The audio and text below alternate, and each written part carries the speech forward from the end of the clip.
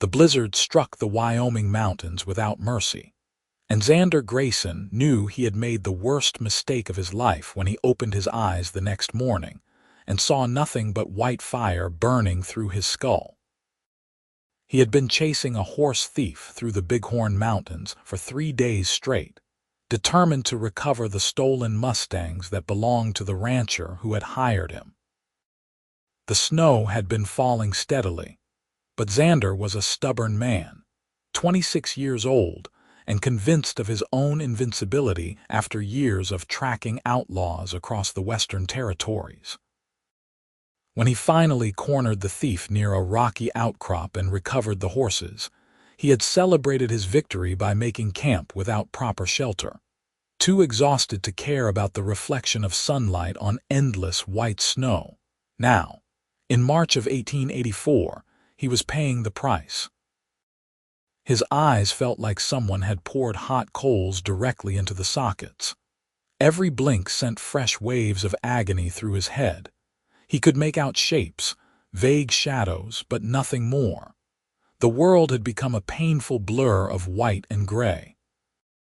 Xander stumbled to his feet, reaching blindly for his horse. His fingers found the familiar warmth of the animal's flank, and he pressed his face against the creature's neck, trying to breathe through the panic rising in his chest. He was 3 days deep into the mountains alone, and he could not see. "Easy, easy," he murmured to the horse, though he was not sure if he was trying to calm the animal or himself. His voice sounded strange in the vast silence of the mountains, thin and desperate. He tried to remember everything he knew about snow blindness. His father had warned him about it years ago, back when Xander was still learning to hunt in the Colorado high country. The condition came from too much exposure to sunlight reflecting off snow. It could last a few days or longer. Much longer. Xander forced himself to think practically. He had supplies enough for maybe another week if he rationed carefully. He had the recovered horses, still tethered nearby. What he did not have was any clear idea of how to get back down the mountain pass without his sight. He spent that first day trying to move forward anyway, leading his horse by feel, using his hands to trace the rock walls of the narrow trail. But within an hour, he had nearly walked himself and his mount straight off a cliff edge. Only the horse's reluctance to continue had saved them both. Xander backed away from the drop, his heart hammering and admitted defeat. He made camp again, this time more carefully, and waited. The pain in his eyes gradually dulled from unbearable to merely excruciating. He kept a wet cloth over them, changed frequently with melted snow water. Time became meaningless. He counted sunrises by the warmth on his face, sunsets by the dropping temperature. On what he thought might be the 3rd day, he heard something that made him reach for his rifle. Footsteps. Human footsteps crunching through snow. "Who is there?" Xander called out, swinging the rifle in the general direction of the sound. His finger was not on the trigger, not yet, but close enough. "Do not shoot." The voice was female, steady and unafraid. "I am not armed and I am not here to rob you." "Then what do you want?" Xander kept the rifle raised, hating how vulnerable he felt, how exposed. "I want to know why a man has been camped in this spot for 3 days without moving, when there is a storm coming that will bury him alive." Xander heard her moving closer, slow and careful. "Stay where you are," he warned. "You cannot see." It was not a question. The woman's voice was closer now, maybe 10 feet away. "Snow blindness, I have seen it before." "I can see enough," Xander lied. "No, you cannot. If you could, you would have noticed that your campfire is about to catch your bedroll on fire."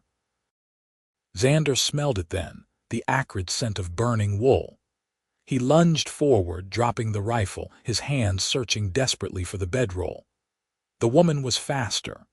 He heard her moving, heard the hiss of snow being thrown on flames, and then her hand was on his arm, firm and surprisingly strong. "Sit down before you hurt yourself," she said. "I do not need help from a stranger." But even as he said it, Xander sank back down onto the log he had been using as a seat. The fight went out of him all at once, leaving him hollow and exhausted. "My name is Eliza Redmond," the woman said. "So now I am not a stranger, and you clearly do need help, whether you want to admit it or not." Xander heard her moving around his camp, efficient and purposeful. He tried to track her by sound, but she was quick, and his head was pounding again. "What are you doing out here alone?" he asked finally. "I could ask you the same question." There was amusement in her voice now.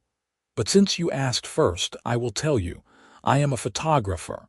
I have been documenting the mining camps and settlements up in these mountains for the past 6 months. I was on my way back down to Sheridan when I spotted your camp." "A photographer," Xander repeated. He had heard of such people, though he had never met one. "That is dangerous work for a woman alone." "It is dangerous work for anyone," Eliza replied.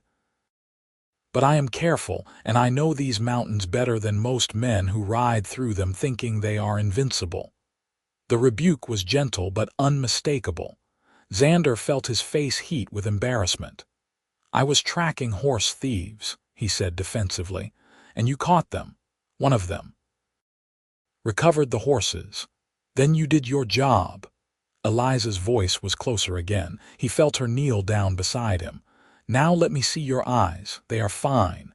They are not fine, or you would be able to look at me when you say that. Let me see." Xander reluctantly tilted his face toward her. He felt her fingers, cool and gentle, lift the cloth away from his eyes. The pale light of the overcast day still hurt, but not as badly as before. He could make out the shape of her face, the dark blur that might be her hair, but nothing more. "When did this start?" Eliza asked. "3 days ago. Maybe 4. I have lost count. It will likely last another few days at least, possibly a week total." Her fingers were examining his face now, not touching his eyes but the skin around them. "You have some frostbite on your cheeks as well. Nothing too serious, but you need to get down to lower elevation soon." "I know that," Xander said through gritted teeth. "But in case you have not noticed, I cannot exactly navigate the pass like this." "No," Eliza agreed, "you cannot, which is why I am going to help you." Xander jerked his head back, startled. "What?" "I am going down the mountain anyway," Eliza said matter-of-factly. "And you need to come with me. It is a simple arrangement. I have 7 horses," Xander protested. "The ones I recovered, I cannot just leave them. Then we will bring them. I have brought pack mules through worse."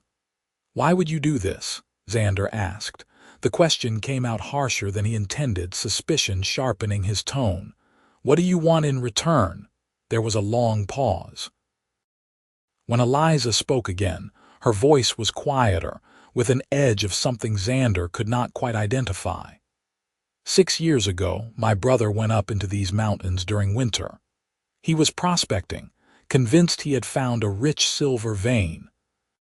He got caught in a storm and developed snow blindness just like you. No one helped him. They found his body in the spring, frozen, less than 2 miles from help. So when I see a stubborn fool sitting alone in the mountains with the same condition, I do not leave him to die. That is why." Xander felt something twist in his chest. "I am sorry about your brother. So am I." Eliza stood up, and he heard her moving away again. "Now, we need to break camp and start moving. That storm I mentioned is coming tomorrow, and we need to be through the worst of the pass before it hits." "You would travel with a blind man who cannot even help you?" Xander asked. "You are not completely blind, and this will not last forever. Besides, you have already proven you are too stubborn to die easily. That counts for something." Despite everything, Xander felt a smile tugging at his lips. "You are a strange woman, Miss Redmond." "Mrs. Redmond, actually," Eliza corrected. "I am a widow. And yes, I suppose I am strange. Most people tell me that photographing the wilderness is not proper work for a woman, but I have never cared much for what is proper." Over the next hour, Eliza efficiently broke down Xander's camp, packed his supplies, and rounded up the recovered horses. Xander tried to help, fumbling with ropes and packs, but mostly he just got in the way. It was humiliating being this helpless, but Eliza never made him feel useless. She simply worked around him, occasionally guiding his hands to show him where things were. "Tell me about the pass," Xander said as they prepared to leave. "Describe it to me." "Are you testing me, Mr. Grayson?" There was that amusement in her voice again. "Maybe. And how did you know my name?" "Your saddlebags have your initials on them. XG. I saw wanted posters in Sheridan for a horse thief and a notice that a tracker named Xander Grayson was pursuing him. It was not difficult to put together." "Smart," Xander admitted. "I try to be. Now about the pass." "We are currently at about 8,000 feet, camped in a small valley between two ridges. The main trail down winds through a series of switchbacks, dropping about 3,000 feet over the next 15 miles. The trail is narrow in places, with drop-offs on one side and rock walls on the other. There are 2 river crossings, both shallow this time of year but icy. The worst section is about 5 miles ahead, where the trail crosses a steep scree slope. That is where most accidents happen." "You have traveled this route before," Xander said. "It was not a question. Many times." "I know every rock and tree. I could walk it blindfolded." "You might have to, considering you will be leading a blind man." "You are not completely blind," Eliza reminded him. "You can see shapes, yes, light and dark, vaguely." "Then we will work with that." "Come on, let me help you onto your horse." Xander hated needing help to mount, but he swallowed his pride and let Eliza guide him. Once he was in the saddle, she pressed the reins into his hands. "I am going to tie a lead rope from your horse to my mule," she explained. "That way you can feel when we are turning or stopping. Keep your eyes closed as much as possible. The less light that gets in, the better they will heal." "How do you know so much about this?" Xander asked. "I read everything I can get my hands on. Medical journals, scientific papers, anything that might be useful out here. Knowledge is the best tool a person can carry." They started moving, Eliza in the lead with her mule, Xander following on his horse, and the string of recovered Mustangs trailing behind them. The pace was slow and careful. Xander kept his eyes closed most of the time, trusting the lead rope and the steady rhythm of movement. When he did open them, the world was still a painful blur, but he could make out the dark line of the trail, the paler expanse of snow on either side. Eliza talked as they traveled, describing the landscape they were passing through. She pointed out landmarks he could not see, told him about photographs she had taken in these mountains, shared stories about the miners and settlers she had met. Her voice was steady and calm, and Xander found himself relaxing despite his circumstances, lulled by the cadence of her words. "Why did you become a photographer?" he asked during a brief rest stop. "Because I wanted to show people the truth of this place," Eliza said. She was checking the horses' hooves, making sure none of them had picked up stones. "Most folks back east think the West is all cowboys and gunslingers, wild adventures and easy gold. They do not see the real people who live here, the ones who work hard and struggle and build lives in impossible places. I wanted to capture that." "And your husband, did he support your work?" There was a long pause. "My husband died before I really started this work," Eliza said finally. "We had only been married a year. He was a good man, but he had dreams of striking it rich in the goldfields. Those dreams killed him, along with a mine collapse in the Black Hills. After he died, I decided I did not want to just survive anymore. I wanted to do something that mattered." "I am sorry," Xander said quietly. "Everyone is sorry," Eliza replied, but there was no bitterness in her voice, only weariness. "Sorry does not change anything. Come on, we need to keep moving." They traveled for hours, Xander losing track of time in his darkness. He dozed in the saddle occasionally, jerking awake when the horse shifted beneath him. Each time he heard Eliza's voice, steady and reassuring, telling him everything was fine. They were making good progress. When they finally stopped to make camp for the night, Xander was exhausted in a way that had nothing to do with physical exertion. The constant vigilance, the need to trust completely in someone else's guidance, had drained him mentally and emotionally. Eliza helped him dismount and guided him to a fallen log. "Sit here, I will set up camp." "I should help," Xander protested weakly. "You should rest. Your body is healing and that takes energy." Xander listened to her work, identifying sounds, the thump of a tent being erected, the scrape of a fire pit being cleared, the soft whicker of horses being tended.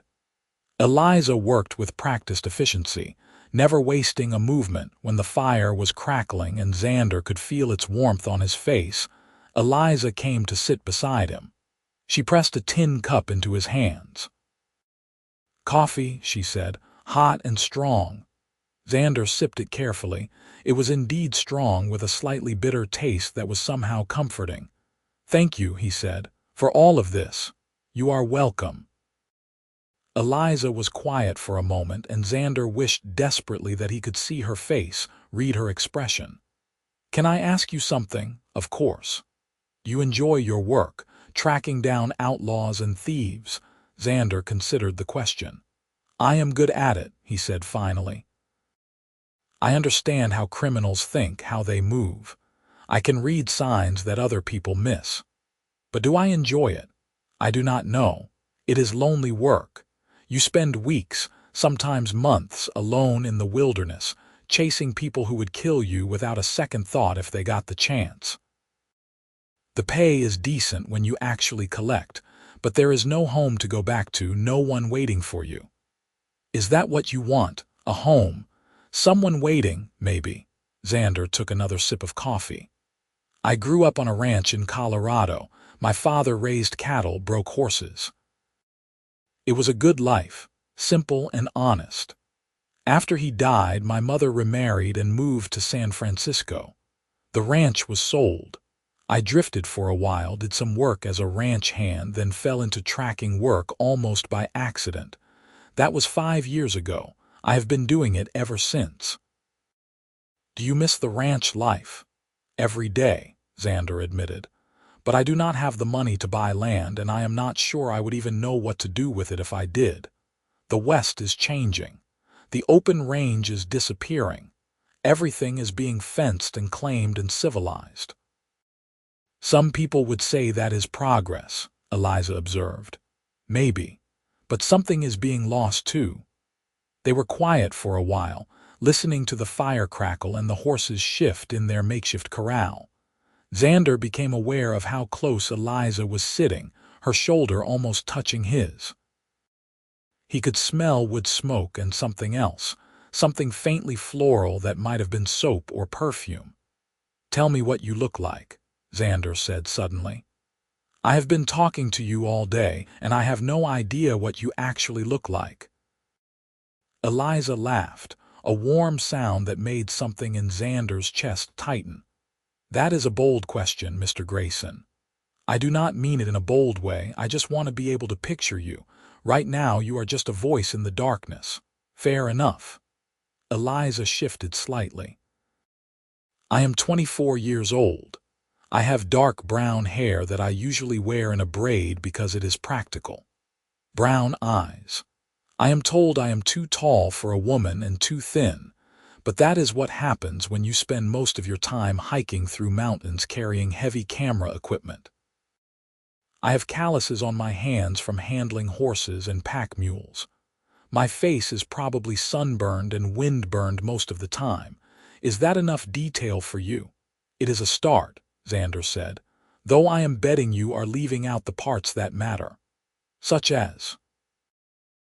as the fact that you are brave enough to travel alone through some of the most dangerous country in America." such as the fact that you stopped to help a stranger when most people would have kept riding, such as the fact that your voice sounds like music when you describe the mountains. There was a sharp intake of breath beside him. "Mr. Grayson, I think you have been alone in the wilderness too long."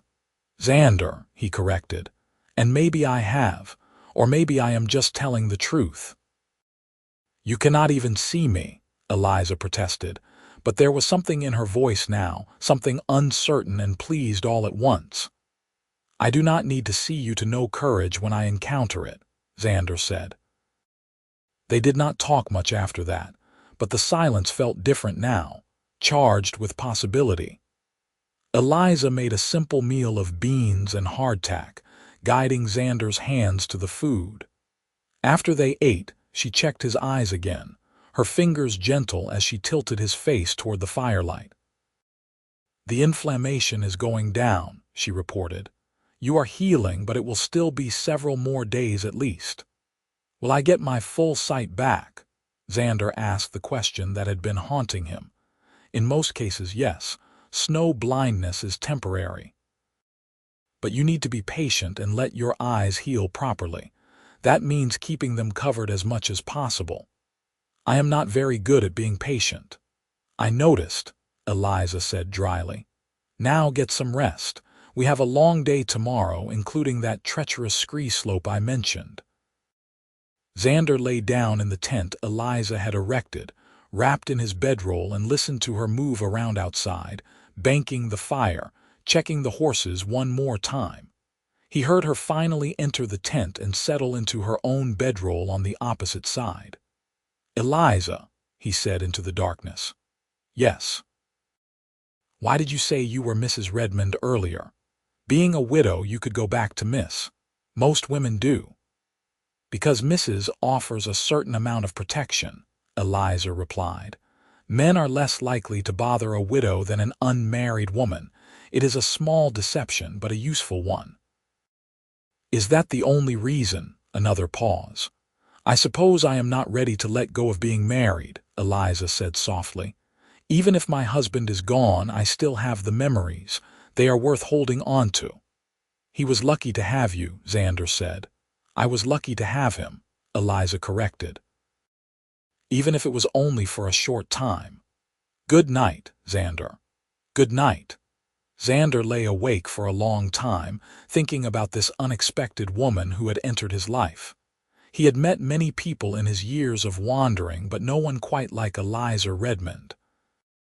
She was practical and capable, but there was also a deep well of feeling beneath her competence, a softness she tried to hide behind efficiency and common sense. The next morning dawned cold and gray. Xander could tell even with his eyes closed that the light was dim, filtered through heavy clouds. Eliza roused him early, pressed coffee and biscuits into his hands, and had them on the trail within an hour. "The storm is definitely coming," she said as they rode. "I can smell it in the air. We need to make good time today if we want to get through the worst of the pass before it hits."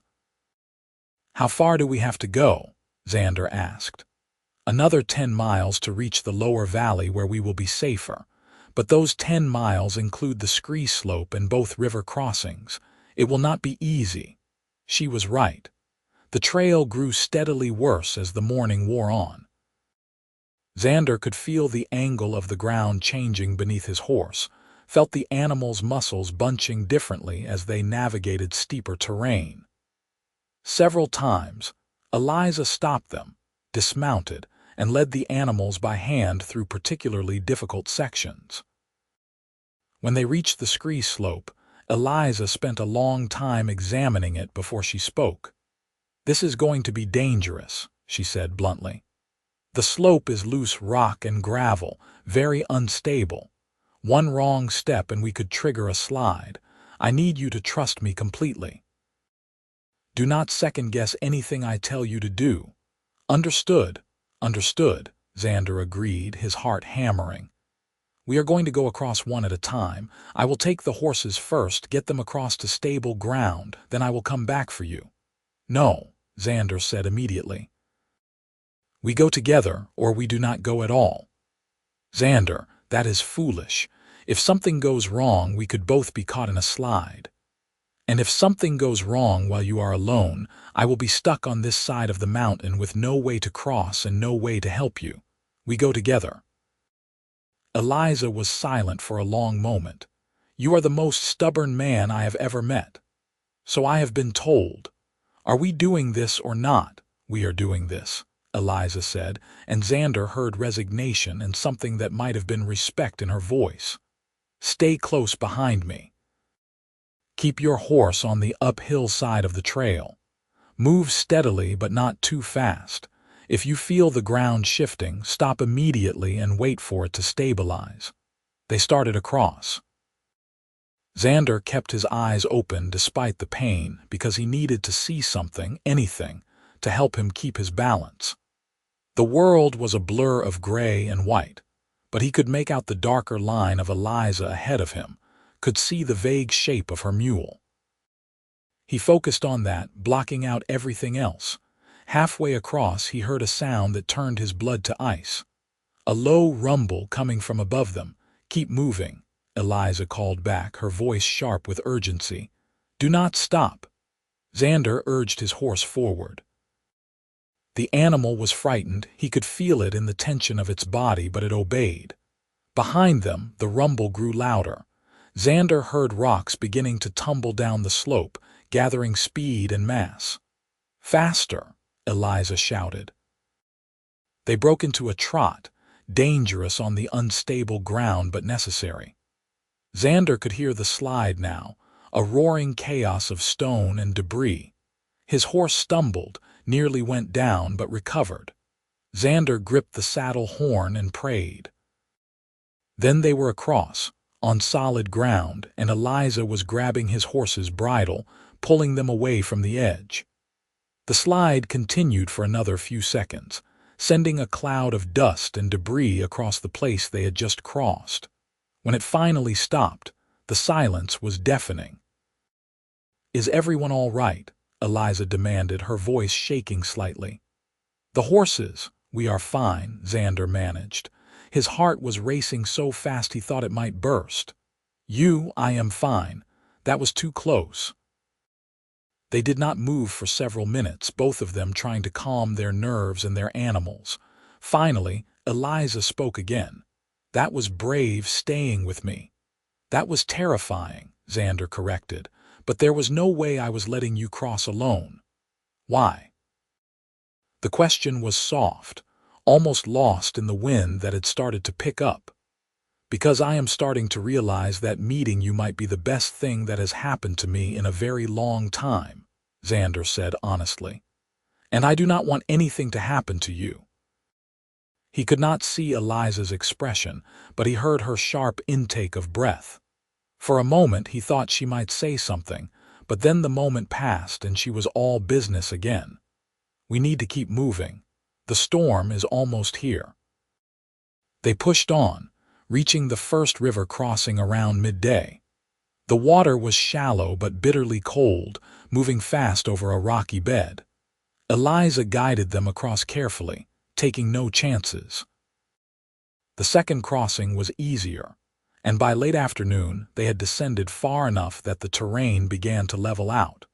The storm hit, just as they reached a sheltered hollow with a stand of pine trees. Snow began falling in thick, heavy flakes, quickly reducing visibility to almost nothing. Eliza found a spot against a rock outcrop that offered some protection and immediately began setting up camp. This is going to be a bad one, she said, working quickly. We might be stuck here for a day or two.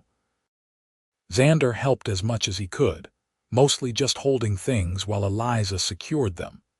His eyes were hurting worse again after a day of exposure, even the dim light filtering through the storm clouds too much. He was grateful when the tent was finally up, and Eliza guided him inside. Stay in here, she ordered. I need to take care of the animals, make sure they are secure and have enough shelter. Let me help, Xander protested. You cannot see anything and the storm is getting worse by the minute. You will just get lost. Stay here." She was gone before Xander could argue further. He sat in the tent, listening to the wind howl and feeling completely useless. Time dragged by. 5 minutes. 10. 15. The storm was a living thing now, battering the tent, shrieking through the trees. 20 minutes. Xander was starting to panic, imagining Eliza lost in the whiteout, when he finally heard her at the tent entrance. She stumbled inside, covered in snow, shaking with cold. "The horses are secured," she gasped. "I found a natural windbreak, got them all together. They should be safe enough." "You are freezing," Xander said, reaching out blindly until his hands found her shoulders. She was trembling violently. "You need to get out of those wet clothes." "I am fine," Eliza protested, but her teeth were chattering so hard she could barely get the words out. "You are not fine. You are hypothermic. Take off the wet clothes now." For once, Eliza did not argue. Xander heard her fumbling with buttons and laces, heard the wet plop of clothing hitting the ground. He found his own pack by feel, pulled out a dry shirt and his spare blanket. "Here," he said, holding them out. "Put these on." Eliza took them, and Xander turned away to give her privacy, even though he could not see anything anyway. He heard the rustle of fabric, then felt her sit down beside him, still shaking.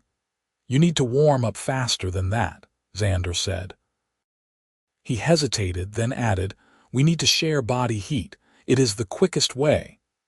"That is highly improper," Eliza said, but there was no real protest in her voice. "I do not care about proper right now. I care about keeping you alive." Xander lay down and held the blankets open. After a moment, Eliza lay down beside him, and he wrapped them both tightly in every available piece of fabric. She was icy against him, her whole body shuddering with cold. Xander held her close, trying to transfer as much warmth as he could. Gradually, very gradually, she stopped shaking. Her breathing evened out. Outside, the storm raged on, but inside the tent, wrapped together in the darkness, there was a strange sense of peace. "This is not how I imagined this journey would go," Eliza murmured eventually. "Nor I," Xander agreed. "Though I have to admit, there are worse ways to weather a storm." He felt her laugh, a small vibration against his chest. "You are a dangerous man, Xander Grayson." "How so?" "Because you make me want things I thought I had given up on." Xander's arms tightened around her. Such as this, being held, feeling safe with someone, mattering to someone other than myself. "You matter to me," Xander said quietly, "more than you should, considering we have known each other for barely 2 days." "I know," Eliza whispered. "I feel the same way. It is terrifying." "Why terrifying?" "Because I have already lost one person I cared about. The thought of losing another is almost unbearable." Xander found her hand in the darkness, laced his fingers through hers. "You are not going to lose me. I am too stubborn to die, remember? You said so yourself." Eliza was quiet for a long time. When she finally spoke again, her voice was barely audible over the wind. "When my husband died, I promised myself I would never let anyone get that close again. It hurt too much when I lost him. For 2 years, I have kept that promise. I have traveled alone, worked alone, lived alone. It has been lonely, but it has been safe. And now here you are, a man I literally cannot even see properly, and somehow you have gotten past every defense I spent 2 years building." Xander brought their joined hands up to his lips, kissed her knuckles gently. "I am sorry," he said. "If I could make this easier for you, I would." "I do not want it to be easier," Eliza said fiercely. "I want to feel something again, even if it hurts. I want to matter to someone, and I want someone to matter to me. I am so tired of being alone, Xander." "You are not alone anymore," Xander promised. "I am right here, and I am not going anywhere." They lay together as the storm howled around them, holding each other in the darkness. Xander felt something shifting inside him, something fundamental. He had spent years drifting, untethered, telling himself he preferred the loneliness of the trail. But here, now, with Eliza in his arms, he realized he had been lying to himself all along. He wanted this. He wanted her. He wanted a home and a future, and all the things he had convinced himself did not matter. The storm lasted through the night and into the next day. Xander and Eliza stayed in the tent, venturing out only to check on the animals and gather snow to melt for water. They talked for hours, sharing stories from their pasts, their hopes and fears and dreams. Xander learned that Eliza had grown up in Boston, the daughter of a schoolteacher and a seamstress. She had learned photography from an uncle who worked in a portrait studio. She had come west with her husband, chasing the promise of gold, and had stayed even after his death, because she could not imagine going back to the confined, proper world she had left behind. Eliza learned that Xander had grown up learning to track and hunt from his father, had spent his childhood riding the mountains and plains of Colorado. He confessed that he had once been engaged, back when he was 21, but the girl had broken it off when she realized he had no interest in settling down to farm or ranch work like her father wanted. He admitted that he sometimes wondered what would have happened if he had tried harder to make it work, but mostly he thought they would have both been miserable. On the second morning, Xander woke to find pale light filtering through his closed eyelids. He opened them cautiously and felt a surge of hope. The pain was less, much less than before. The world was still blurry, but he could make out actual shapes now, not just vague shadows. He turned his head and saw Eliza beside him, still sleeping. In the gray morning light, he could finally see her properly for the first time. She was beautiful, but not in the conventional way. Her face was strong and angular, with high cheekbones and a firm jaw. Her dark hair was tangled and loose, no longer in its practical braid. There were faint lines around her eyes and mouth, marks of hard living and genuine laughter. She looked like exactly what she was, a woman who had survived and carved out a life on her own terms. Xander watched her sleep, memorizing the details of her face until she stirred and opened her eyes. When she saw him looking at her, she smiled, and Xander felt his heart skip a beat. "You can see me," she said. It was not a question. "I can," Xander confirmed. "You were right about everything. The dark hair, the brown eyes, but you were wrong about one thing." "What is that?" "You said you were too tall and too thin. You are perfect exactly as you are." Eliza blushed, actually blushed, and looked away. "Your sight must not be completely back yet if you think that." "My sight is fine enough to know beauty when I see it," Xander said. He reached out, cupped her cheek gently, turned her face back to him. "Thank you, for everything. For saving my life, for getting me through the pass, for giving me a reason to want to see again." "I did not do that much," Eliza protested, but her eyes were suspiciously bright. "You did everything," Xander said. Then, because there seemed to be nothing else to do, he kissed her. It was a gentle kiss, careful and questioning. Eliza froze for a moment, then melted against him, her arms coming up to wrap around his neck. The kiss deepened, and Xander tasted salt, realized she was crying. When they finally broke apart, both of them breathing hard, Eliza pressed her forehead against his. "I am terrified," she whispered. "So am I," Xander admitted. "But I think that is all right. Being scared means it matters." "What do we do now?" Eliza asked. "Where do we go from here?" "I do not know," Xander said honestly. "But I know I do not want to say goodbye to you when we reach Sheridan. I know I want to see where this goes, if you want that too." "I do," Eliza said. "I want that more than anything." "But Xander, your work, your life, it is all about being on the trail, chasing outlaws. How would we make this work?" "Maybe it is time for a change," Xander said slowly, the idea forming as he spoke. "I have money saved, not a fortune, but enough.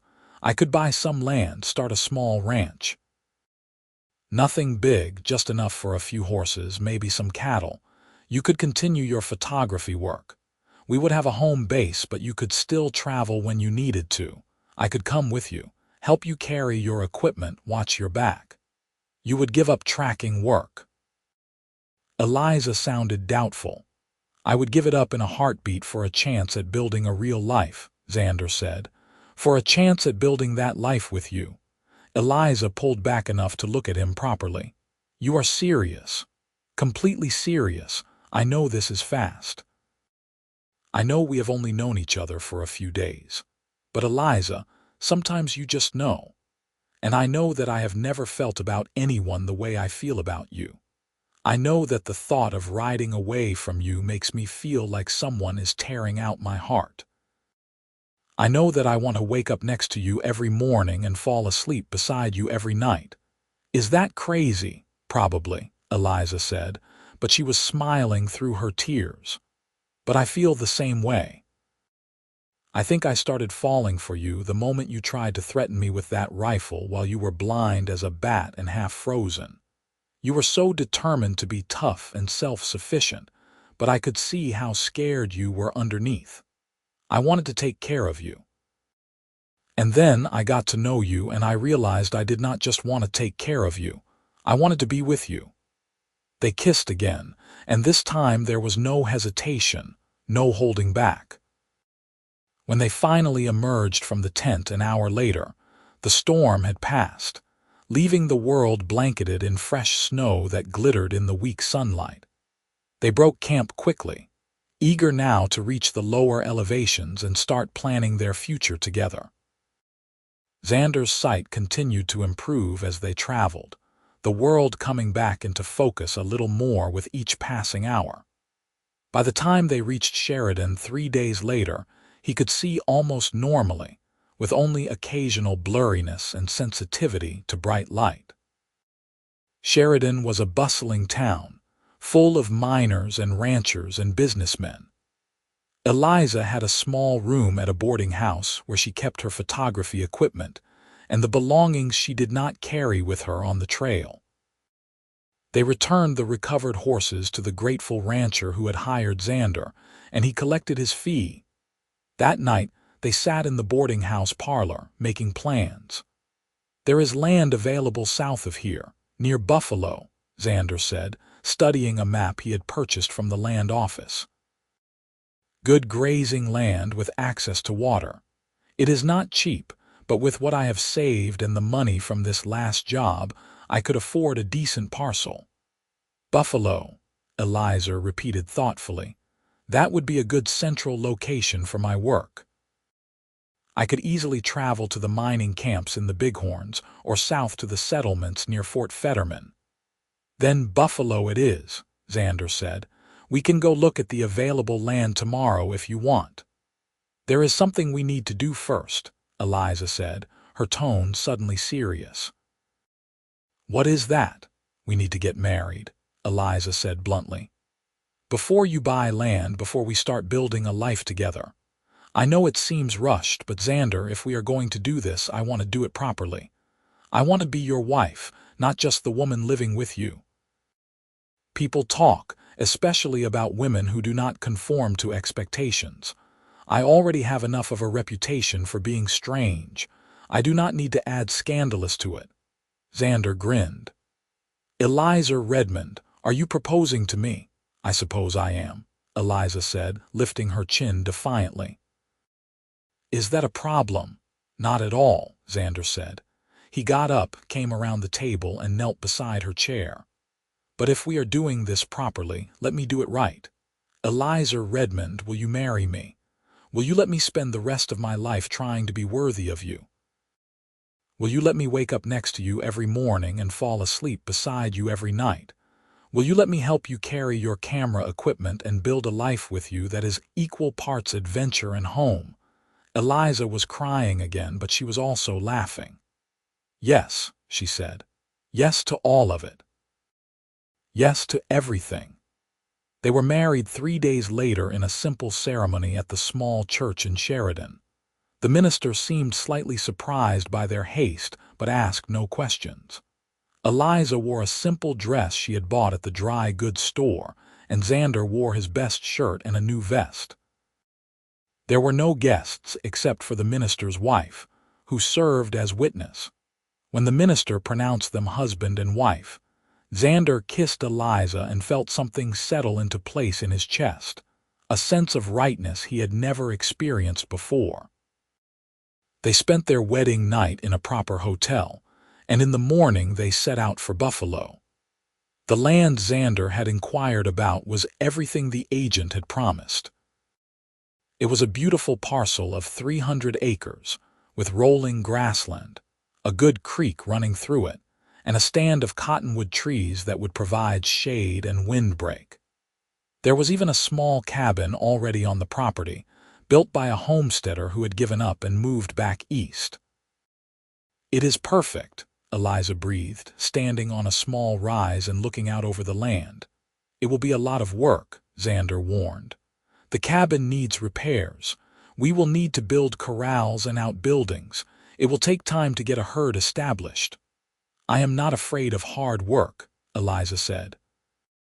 She turned to him, her eyes shining. "Can you really see us here?" "Building a life. I can see us here," Xander confirmed. "I can see us raising horses, growing old together, maybe even raising children if we are blessed with them. I can see everything, Eliza, and it all starts right here." They purchased the land the next day, using almost all of Xander's savings and taking out a small loan for the rest. Then they threw themselves into the work of making the property livable. Xander repaired the cabin roof, replaced broken windows, and reinforced the walls. Eliza cleaned and organized the interior, making it feel like a home. They worked together to build a corral and a small barn. In the evenings, exhausted and filthy from the day's labor, they would sit on the cabin's small porch and watch the sun set over their land. Those were Xander's favorite moments, when they would talk about their plans for the future or simply sit in comfortable silence, Eliza's head on his shoulder. "I never thought I could be this happy again," Eliza said one evening in late April, about a month after they had moved onto the land. "After William died, I thought that part of my life was over. I thought I would just work and travel and be alone. I had made peace with that. But then you came along and showed me that there could be more." "I am the lucky one," Xander said. "If I had not gotten snow blindness, if you had not stopped to help me, I would still be drifting from job to job, telling myself I was content with the loneliness. You saved my life in more ways than one, Eliza." "We saved each other," Eliza said firmly. "That is what partners do." By early summer, they had made real progress on the ranch. Xander purchased a small herd of horses at a livestock auction in Buffalo, focusing on good breeding stock that he could train and sell. Eliza continued her photography work, making trips to document the changing landscape of the territory, but she always came back home to Xander. Sometimes he went with her, enjoying the chance to see the country through her eyes, to watch her work with her camera and chemicals. In July, Eliza realized she was pregnant. She told Xander on a warm evening as they watched lightning flash in the distance over the mountains. "I am going to have a baby," she said quietly, her hand resting on her still flat stomach. "Our baby." Xander felt joy and terror in equal measure. "Are you sure?" "I am sure. I have missed 2 monthly courses and I have been feeling ill in the mornings. There is no doubt." "How do you feel about it?" Xander asked carefully, knowing that pregnancy could be dangerous, especially out here where medical care was limited. "I am frightened," Eliza admitted. "But I am also happy. I want this, Xander. I want our child. I want our family." "Then we will make sure everything goes smoothly," Xander said, pulling her close. "We will find you a good doctor. We will make sure you have everything you need. And I will be with you every step of the way." Over the following months, they prepared for the baby's arrival. Xander built a cradle from cottonwood wood, sanding it until it was smooth as silk. Eliza sewed tiny clothes and blankets. They converted a corner of the cabin into a nursery, painting the walls a cheerful yellow. Eliza continued working for as long as she could, but eventually her growing belly made it too difficult to lug heavy camera equipment across rough country. She turned her attention to closer subjects, photographing the ranch, the changing seasons, the life they were building together. In late February of 1885, during another snowstorm that reminded them both of how they had met, Eliza went into labor. The doctor from Buffalo had come out to the ranch the week before, expecting the baby soon, and had agreed to stay at a neighboring ranch until the birth. Xander rode through the snow to fetch him, his heart in his throat the entire time. The labor was long and difficult, lasting through the night and into the next day. Xander paced outside the bedroom, feeling helpless and terrified, listening to Eliza's cries of pain. He had faced down armed outlaws without flinching, had tracked dangerous men through hostile country, but nothing had ever scared him as much as this. Finally, in the early afternoon, he heard a new sound. A baby's cry, thin and wavering but strong. The doctor emerged from the bedroom, smiling. "Congratulations, Mr. Grayson. You have a son, and your wife is doing well, though she is exhausted." Xander pushed past him into the bedroom. Eliza was propped up in bed, pale and sweaty but smiling. In her arms was a tiny bundle wrapped in one of the blankets she had made. "Come meet your son," she said softly. Xander approached slowly, almost reverently. Eliza pulled back the blanket, revealing a small red face with a shock of dark hair. The baby's eyes were closed and he was making small snuffling sounds. "He is perfect," Xander breathed. "He is ours," Eliza said. "What should we name him?" They had discussed names before, but suddenly none of the options they had considered seemed right. Xander thought about everything they had been through, about the journey that had brought them together. "What about Summit?" he suggested. "Summit William Grayson, after your first husband. Because we met in the mountains and because I want to honor the man who had you first, who helped shape you into the woman I love." Eliza's eyes filled with tears. "That is perfect," she whispered. "Summit William Grayson. Welcome to the world, little one." The months after Summit's birth were both exhausting and exhilarating. Neither Xander nor Eliza had realized how much work a baby would be. There were sleepless nights filled with crying, days when they stumbled through their chores in a haze of exhaustion. But there were also moments of pure joy. Summit's first smile, the way he would grip Xander's finger with his tiny hand, the sound of Eliza singing lullabies in the middle of the night. As Summit grew from infant to baby to toddler, the ranch grew too. Xander's horse breeding operation began to gain a reputation for quality. Ranchers from across northern Wyoming sought out his stock. Eliza's photography work evolved as well. She began taking portraits of local families, documenting the lives of the people building communities in the territory. Her photographs were published in Eastern magazines and newspapers, giving people back east a glimpse of the real West, not the romanticized version sold in dime novels. In the spring of 1887, Eliza discovered she was pregnant again. This time, the pregnancy was easier, and in October she gave birth to a daughter they named Clara Rose. Clara was a quieter baby than Summit had been, content to observe the world with solemn gray eyes that reminded Xander of his own. The years passed in a blur of growth and change. Wyoming became a state in 1890, and Xander and Eliza celebrated by taking their children to the festivities in Buffalo. Summit was 5 years old and fascinated by everything, asking endless questions. Clara was 3 and clung to Eliza's skirts, overwhelmed by the crowds. In 1892, Eliza gave birth to their third child, a second son they named Daniel James. Daniel was a surprise, arriving nearly 3 years after Clara, and he completed their family. He had his mother's dark hair and coloring, but his father's love of the outdoors and adventure. As the children grew, Xander and Eliza worked to instill in them the values they held dear. They taught Summit, Clara, and Daniel to work hard, to value education, to treat all people with dignity and respect. They told the children stories about how they had met, about the blizzard and the snow blindness and the terrifying journey through the mountain pass.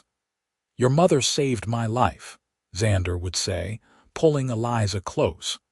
"And then she gave me a life worth living.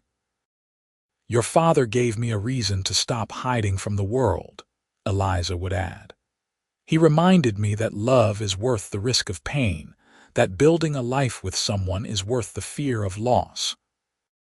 On their 10th wedding anniversary in 1895, Xander and Eliza left the children with a trusted neighbor and rode back up into the Bighorn Mountains. It was June, and the high country was in full bloom, carpets of wildflowers spreading across the meadows. They found the spot where they had first met, or as close as they could remember. "You ever regret it?" Xander asked as they stood together, looking out over the valley below. "Stopping to help a blind, stubborn fool who did not have sense enough to protect his eyes from snow glare." Eliza laughed and leaned against him.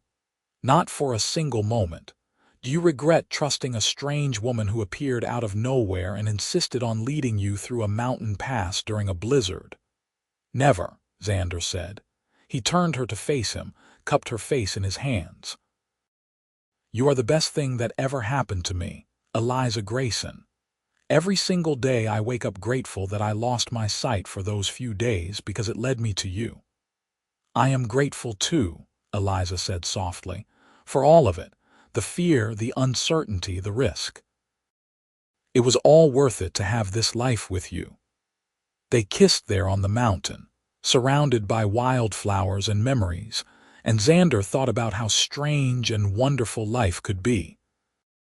He had spent years tracking outlaws through these mountains, always alone, never truly connecting with anyone or anything. Then a blizzard and a foolish decision had left him blind and helpless, and a brave woman with a camera had appeared to save him. She had led him through the pass without a stumble, guiding him safely down the mountain. But more than that, she had led him to a future he had never imagined possible. A home, a family, a love that grew stronger with each passing year.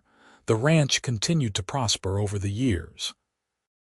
By the turn of the century, Xander had one of the most respected horse breeding operations in northern Wyoming. Eliza's photography had gained national recognition, with her work appearing in prestigious publications and exhibitions. But their greatest pride was always their children. Summit grew into a tall, serious young man with his father's skill with horses and his mother's keen eye for detail. He went to college in Laramie, studying veterinary medicine, and returned to the ranch to help his father breed even healthier, stronger stock. Clara inherited her mother's artistic eye and became a skilled photographer in her own right, eventually taking over Eliza's portrait business and expanding it. She documented the changing West, capturing the transition from frontier territory to modern state.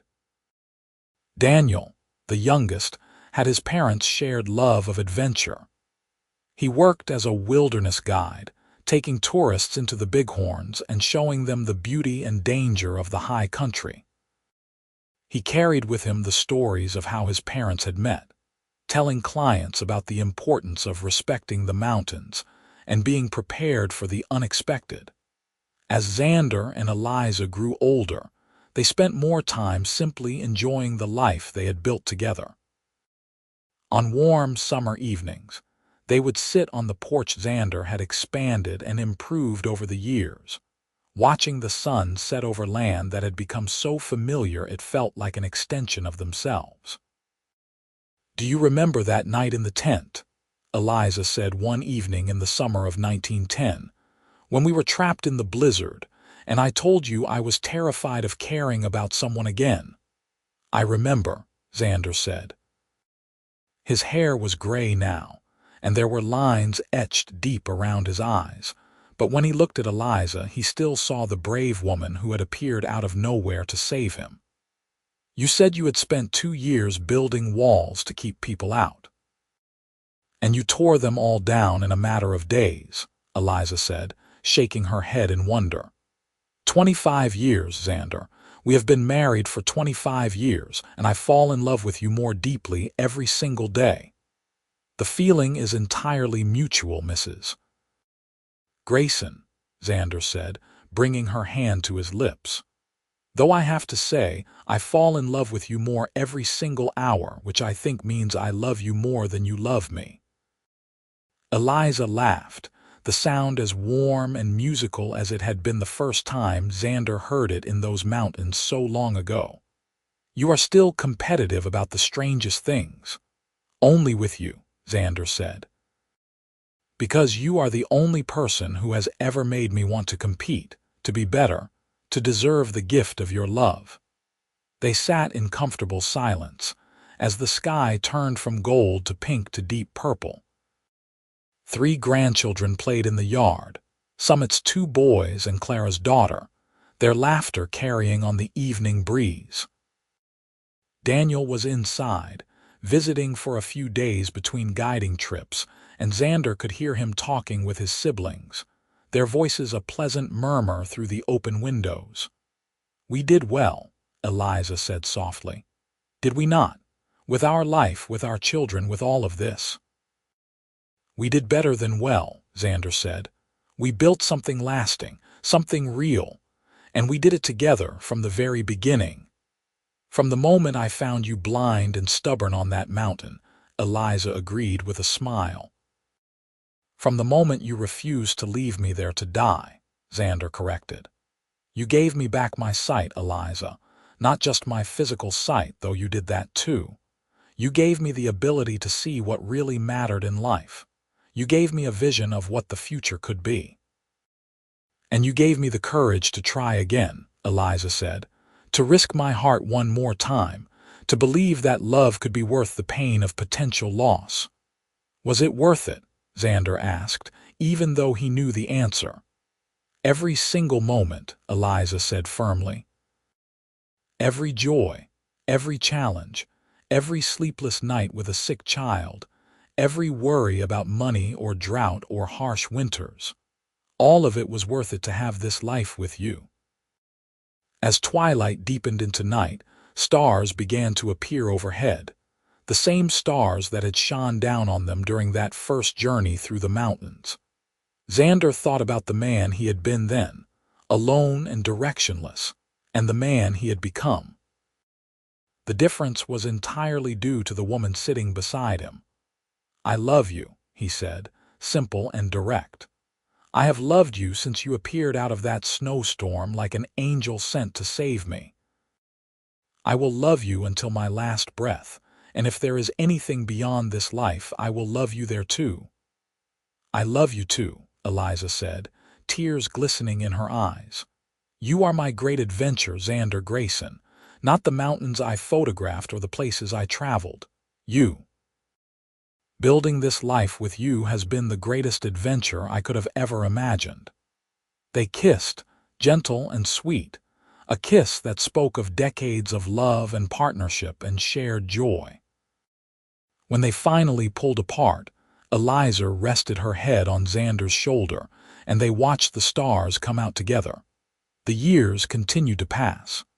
Xander and Eliza celebrated their 30th anniversary, then their 35th.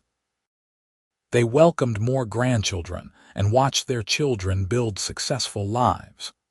The ranch remained prosperous, though Summit increasingly took over the day-to-day operations as Xander's body began to slow with age. In 1919, Eliza fell ill with influenza during the terrible pandemic that swept across the country. For weeks, Xander sat by her bedside, refusing to leave, much as she had refused to leave him on that mountain so many years before. He held her hand through the fever-whispered memories of their life together, promised her that he was not ready to let her go, and she recovered, weak and thin, but alive. The doctor said it was a miracle that people half her age were dying from the disease, but Xander knew it was not a miracle. It was stubbornness, pure and simple. Eliza was too determined to leave him alone to let something like influenza defeat her. "You are not getting rid of me that easily," she told him when she was finally strong enough to sit up. "We made promises to each other, you and I. I intend to keep them." "And what promises were those?" Xander asked, holding her hand carefully as if she might break. "To wake up next to each other every morning and fall asleep beside each other every night," Eliza said. "To build a life together, equal parts adventure and home. To love each other until our last breath. I am not ready for that last breath yet, Xander. Not when there are still sunsets to watch from our porch and grandchildren to spoil and memories to make." "Then we will make more memories," Xander said. "As many as we can fit into whatever time we have left." And they did. They saw their children become grandparents themselves, bringing new generations into the family. They watched Wyoming grow and change, saw the automobile replace the horse in many places, saw airplanes fly overhead, marvels that would have seemed impossible in their youth. But some things did not change. The ranch remained solid and enduring, a testament to what could be built with hard work and dedication. The mountains remained, eternal and beautiful, holding the memories of where their story had begun.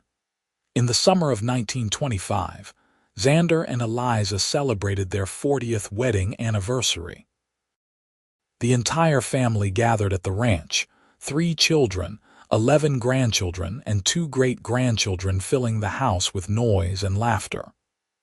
There was a big dinner, speeches and toasts, and then Clara presented her parents with a gift. It was a photograph, one of the first Eliza had taken after their journey through the mountains. It showed Xander and Eliza standing in front of their newly purchased cabin, both of them young and determined and full of hope. Clara had enlarged it and framed it beautifully.